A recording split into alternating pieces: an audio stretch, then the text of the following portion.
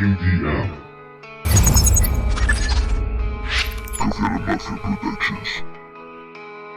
Camino solo en la noche, la ciudad me abraza. Pensamientos oscuros, mi alma en la balanza.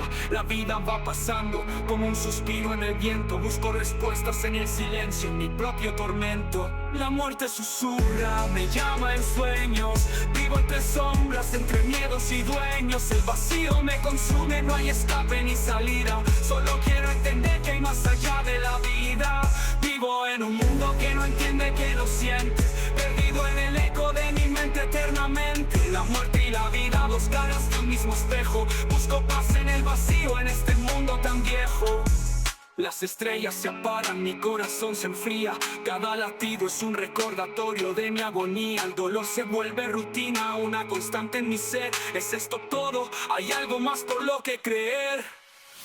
La muerte susurra, me llama en sueños. Vivo entre sombras, entre míos y dueños. El vacío me consume, no hay escape ni salida. Solo quiero entender que hay más allá de la vida. Vivo en un mundo que no entiende, que no siente. Perdido en el eco de mi mente eternamente. La muerte y la vida, dos caras de un mismo espejo. Busco paz en el vacío, en este mundo tan viejo.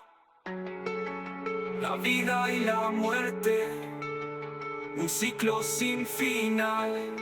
En este vacío existencial trato de encontrar un poco de luz esta noche sin fin, hasta que el silencio me lleve a partir. Quizá en la oscuridad encuentre mi verdad, perdido en el eco de mi mente.